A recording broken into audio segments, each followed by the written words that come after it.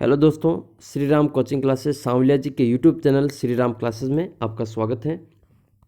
और दोस्तों, आज हम कक्षा 10 की विज्ञान का चौथा पाठ, जिसका नाम है प्रतिरक्षा एवं रक्त समूह, इसके पाठ्य पुस्तक के जो भी महत्वपूर्ण प्रश्न हैं वो करेंगे, ताकि आपकी एक अच्छी तैयारी यहाँ पे हो जाएगी। और ये पाठ कक्षा 10 के लिए तो है ही, साथ ही जो रीट तथा अन्य सभी कॉम्पिटिटिव एग्जाम्स हैं उनके लिए भी काफ़ी इम्पोर्टेंट है। तो आइए शुरू करते हैं। चौथा पाठ है प्रतिरक्षा एवं रक्त समूह। पहला प्रश्न इसमें, प्रतिरक्षा में प्रयुक्त होने वाली कोशिकाएं रिक्त स्थान में नहीं पाई जाती हैं, यानी इनमें से किस में नहीं पाई जाती हैं? तो अस्थिमज्जा, यकृत, आमाशय, लसिका पर्व। तो इसका सही उत्तर हो जाएगा आमाशय। जो प्रतिरक्षा वाली कोशिकाएं होती है वो आमाशय में नहीं पाई जाती हैं। दूसरा प्रश्न है, प्लाविका कोशिका निम्न में से किस कोशिका का रूपांतरित रूप है? बी लसिका, टी लसिका, न्यूट्रोफिल, क व ग दोनों। तो इसका सही उत्तर है इसमें बी लसिका कोशिका। प्लाविका कोशिका निम्न में से बी लसिका कोशिका का रूपांतरित रूप होती है। तीसरा प्रश्न है इसमें, एंटीजनी निर्धारक निम्न में से किसमें पाए जाते हैं? प्रतिजन में, आईजीजी प्रतिरक्षी में, आईजीएम प्रतिरक्षी में, या प्लाविका कोशिका में? तो जो एंटीजनी निर्धारक होते हैं वो एंटीजन में पाए जाते हैं, प्रतिरक्षी में, एंटीजन में। चौथा प्रश्न है, प्रथम उत्पादित प्रतिरक्षी कौन सा है? IgG, IgM, IgD, IgE. तो प्रथम जो उत्पादित प्रतिरक्षी है उसका नाम है आईजीएम। आईजीएम प्रथम उत्पादित प्रतिरक्षी है। प्रश्न नंबर 5 है, माँ के दूध में पाए जाने वाले प्रतिरक्षी का नाम बताइए। तो कौन सा इसमें से माँ के दूध में प्रतिरक्षी पाया जाता है? IgG, IgM, IgD, IgA. तो माँ के दूध में पाए जाने वाला जो प्रतिरक्षी है उसका नाम है आईजीए। डी जहाँ लास्ट वाला ऑप्शन इसमें सही है। अगला प्रश्न है, छठा प्रश्न, रक्त में निम्न में से कौन सी कोशिकाएं नहीं पाई जाती हैं? लाल रक्त कणिकाएं, श्वेत रक्त कोशिकाएं, बी लसिका कोशिकाएं, या उपकला कोशिकाएं? तो इनमें से कौन सी रक्त में नहीं पाई जाती हैं? सही उत्तर इसका लास्ट वाला, उपकला कोशिकाएं। उपकला कोशिका जो है वो इसमें नहीं पाई जाती हैं, बाकी तीनों कोशिकाएं जो रक्त में पाई जाती हैं। सातवां प्रश्न है, रक्त का विभिन्न समूहों में वर्गीकरण किसने किया?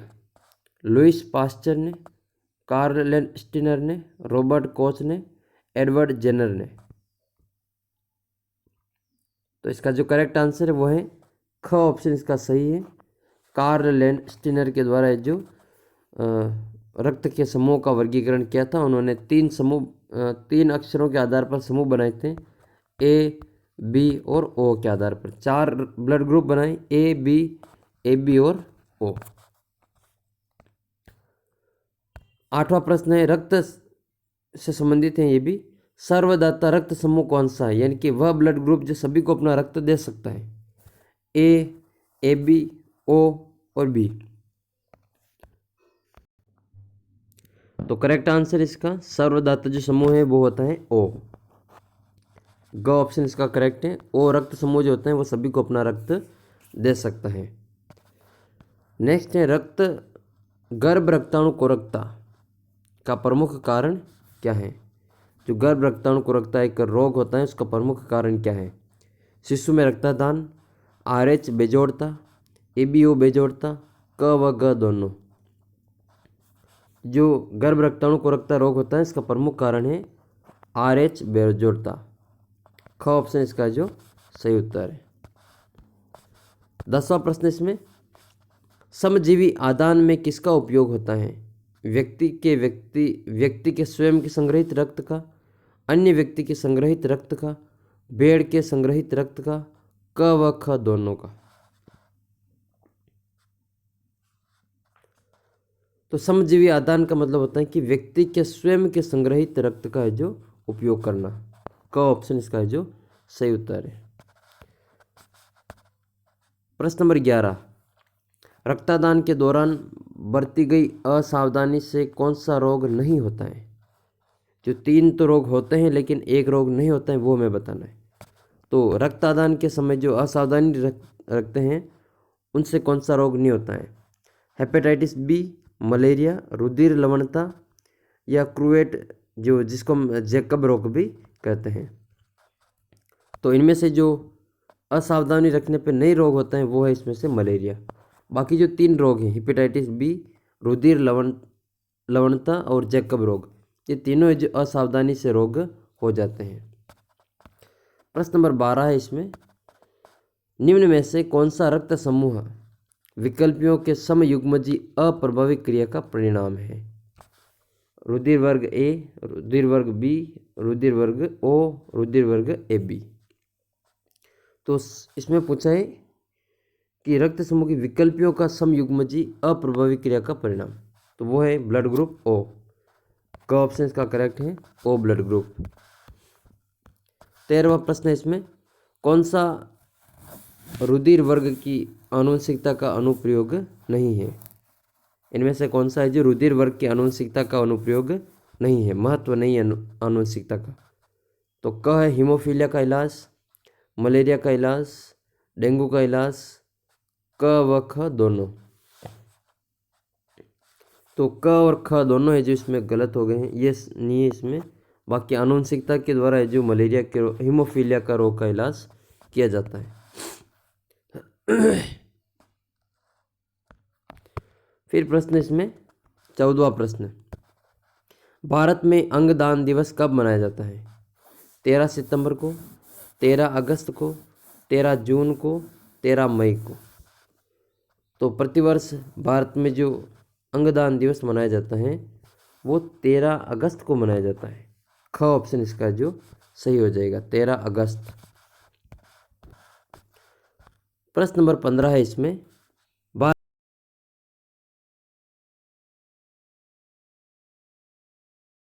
भारत में अंक में 2.0, 0.8 या 1.8, तो प्रति 10 लाख में भारत में कितने व्यक्ति हैं जो अंगदान करते हैं? करेक्ट आंसर इसका है ग, 0.8% लोग हैं जो प्रति 10 लाख में से लोग अपना रक्त अंगदान करते हैं।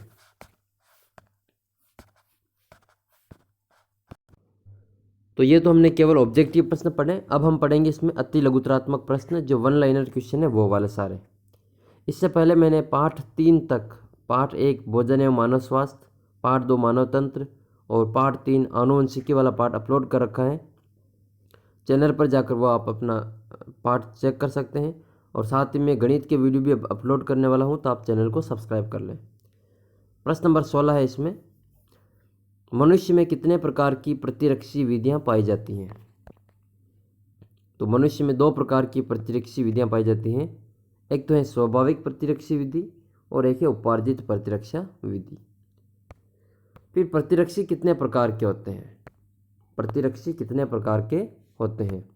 तो प्रतिरक्षी 5 प्रकार के होते हैं। 5 प्रकार के प्रतिरक्षी पाए जाते हैं मानव शरीर में। प्रश्न नंबर 18 है, प्रतिजन का आणविक भार कितना होना चाहिए? तो प्रतिजन का जो आणविक भार है वो 6000 डाल्टन या इससे भी अधिक होना चाहिए। प्रतिरक्षी किस प्रकार के प्रोटीन है? तो प्रतिरक्षी जो गामा ग्लोबिन जो प्रोटीन प्रकार का जो प्रोटीन होता है।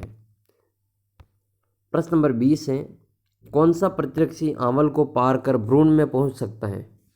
तो इनमें से जो 5 प्रतिरक्षी, उनमें से कौन सा प्रतिरक्षी आंवल को पार करके भ्रूण तक पहुंच सकता है? तो वो है इसमें IgG प्रतिरक्षी, ये आंवल को पार करके भ्रूण तक पहुंच जाता है। मास्ट कोशिकाओं पर पाई जाने वाली प्रतिरक्षी का नाम? तो मास्ट कोशिकाओं पर जो प्रतिरक्षी पाई जाती हैं वो है IgE कोशिका प्रतिरक्षी पाई जाती हैं। प्रश्न नंबर 22 है, रक्त में उपस्थित कौन सी कोशिका गैसों के विनिमय में संलग्न रहती है? तो जो RBC होती हैं, लाल ब्लड कार्पल्स, जो लाल रक्त कणिकाएं, वो गैसों के विनिमय में संलग्न रहती हैं। प्रश्न नंबर 23 है, रक्त का वर्गीकरण किस वैज्ञानिक द्वारा किया गया? तो रक्त का वर्गीकरण सबसे पहले जो किया गया था वो कार्ल लैंडस्टीनर के द्वारा किया गया था। सर्वदाता रक्त समूह कौन सा है? तो सर्वदाता रक्त समूह है ओ। जो ओ ब्लड ग्रुप है वो सभी को अपना रक्त दे सकता है। प्रश्न नंबर 25 है, किस रक्त समूह में ए व बी दोनों ही प्रतिजन उपस्थित होते हैं? तो जो ए बी ब्लड ग्रुप है उसमें ए व बी दोनों प्रतिजन पाए जाते हैं। विश्व के कितने प्रतिशत व्यक्तियों का रक्त RH धनात्मक है? RH धनात्मक कितने प्रतिशत लोगों का है जो ब्लड ग्रुप है? तो लगभग 85% लोगों का जो ब्लड है वो RH धनात्मक वाला है। प्रश्न नंबर 27 है, कौन सा RH कारक सबसे महत्वपूर्ण है? तो सबसे महत्वपूर्ण जो RH कारक है वो है RH-D। RH-D जो कारक है वो सबसे महत्वपूर्ण होता है।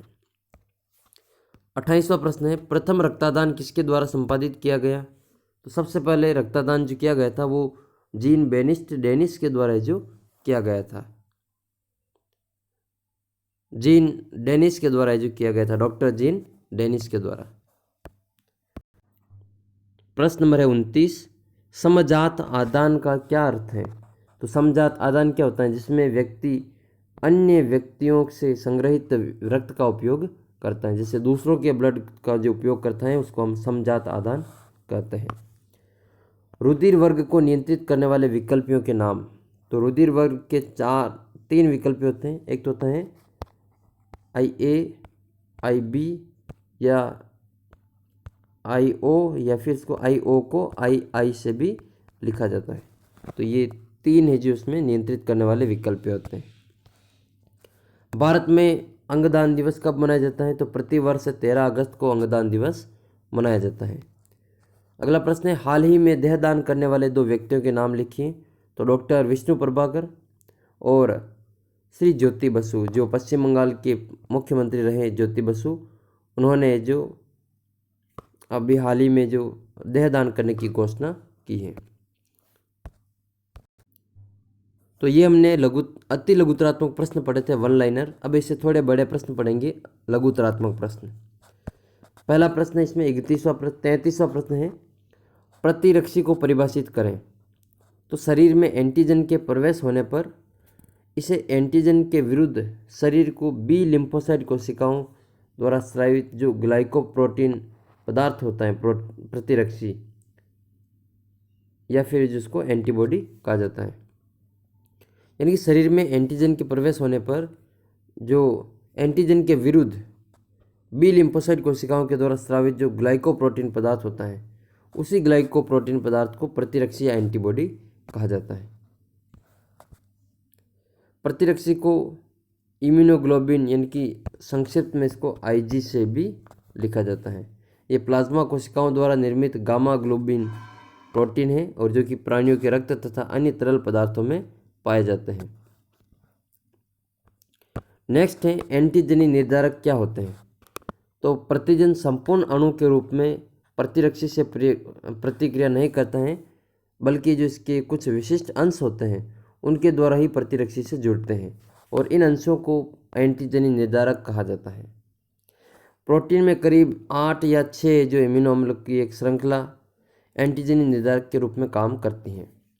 एक प्रोटीन में कई प्रकार के एंटीजन निर्धारक हो सकते हैं और इनकी संख्या एंटीजन की संयोजकता कहा जाता है। अधिकतर जीवाणुओं में एंटीजनों की संयोजकता 100 से अधिक होती है। अगला प्रश्न है, प्रतिरक्षी में हिंज का क्या कार्य? जो हिंज वाई के रूप में होता है प्रतिरक्षी में, इसका क्या कार्य है? तो अधिकांश प्रतिरक्षियों में वाई स्वरूप की दोनों भुजाओं के उद्गम स्थल लचीले होते हैं। यहाँ से जो होते हैं वो लचीले होते हैं, जिनको कब्जे या फिर हिंज कहा जाता है। तो लचीले होने के कारण हिंज प्रतिरक्षी को के जो अस्थिर भाग हैं इसको क्या करते हैं कि प्रतिजन को छोटे बड़े अणु समाहित करने की अभिक्रिया में सहायता करते हैं। अगला प्रश्न है, रक्त क्या है? तो रक्त एक परिसंचरण तरल ऊतक है जो रक्त वाहिनियों तथा हृदय से होकर पूर्ण शरीर में निरंतर परिक्रमा करके पदार्थों का स्थानांतरण पूरे शरीर में करता है। रक्त का जो माध्यम है वो क्षारीय माध्यम का होता है। जो रक्त की प्रकृति है वो क्षारीय होती हैं और इसका जो पीएच मान होता है वो 7.4 होता है। इसके अलावा मनुष्य में लगभग जो 5 लीटर रक्त होता है। रक्त प्लाज्मा और रक्त कणिकाओं से मिलकर बनता है। रक्त का जो द्रव भाग होता है उसको प्लाज्मा कहते हैं और ये निर्जीव होता है। प्लाज्मा आंतों में शोषित पोषक तत्वों को शरीर के विभिन्न अंगों तक पहुंचाने तथा अंगों से जो हानिकारक उत्सर्जी पदार्थ होते हैं उनको हम उत्सर्जी अंगों तक लाने का कार्य करते हैं। प्लाज्मा 3 प्रकार की कणिकाएं से बनती हैं। एक तो होती है लाल रक्त कणिकाएं आरबीसी, डब्ल्यूबीसी और बिम्बाणु। जो लाल रक्त कणिकाएं ये गैसों के विनिमय तथा परिवहन के लिए कार्य करती हैं। श्वेत रक्त कणिकाएं डब्ल्यूबीसी ये शरीर की रोगाणु से रक्षा करती हैं। फिर आता है इसमें बिम्बाणु प्लेटलेट्स। तो ये कणिकाएं क्या करती हैं कि रक्त वाहिनियों की सुरक्षा और रक्त स्राव रोकने में मदद करती है, रक्त का थक्का बनाने में मदद करती हैं। 37वां प्रश्न है ABO ग्रुप को रक्त समूहीकरण को समझाइए। तो देखते हैं इसमें आरबीसी की सतह पर मुख्य रूप से 2 प्रकार के प्रतिजन पाए जाते हैं जिन्हें प्रतिजन A या प्रतिजन B कहा जाता है। जिनको प्रतिजन A व प्रतिजन B कहा जाता है। इन प्रतिजनों की उपस्थिति के आधार पर ही रक्त समूह 4 प्रकार के होते हैं जिनको हम A, B, AB और O कहते हैं और इस वर्गीकरण को ABO वर्गीकरण समूह या समूहीकरण कहा जाता है। तो सबसे पहले देखते हैं हम रुधिर समूह। तो सबसे पहले देखेंगे ए ग्रुप को। इसमें रक्त कोशिकाओं पर उपस्थित प्रतिजन कौन सा होता है? तो इसमें ए ही पाया जाता है। एंटीबॉडी कौन सी होती हैं? तो एंटीबॉडी होती है बी। ब्लड ग्रुप बी की बात करें तो उसमें एंटीजन तो पाया जाता है बी और एंटीबॉडी पाई जाती है ए। बात करें अगर हम ए बी समूह की तो उसमें ए और बी दोनों एंटीजन होते हैं और एंटीबॉडी इसमें अनुपस्थित होती हैं। ओ ब्लड ग्रुप की बात करें तो इसमें प्रतिजन अनुपस्थित होता है और इसमें दोनों एंटीबॉडी पाए जाते हैं, ए और बी दोनों एंटीबॉडी पाए जाते हैं। तो ए रुधिर समूह की लाल रुधिर कणिकाओं पर ए प्रतिजन और बी रुधिर समूह की लाल रुधिर कणिकाओं पर बी प्रतिजन पाया जाता है। ए बी की आरबीसी पर दोनों प्रकार के प्रतिजन पाए जाते हैं जबकि ओ रुधिर समूह पर कोई प्रतिजन नहीं पाया जाता है। फिर ये RH कारक क्या है, इसके महत्व को समझिए।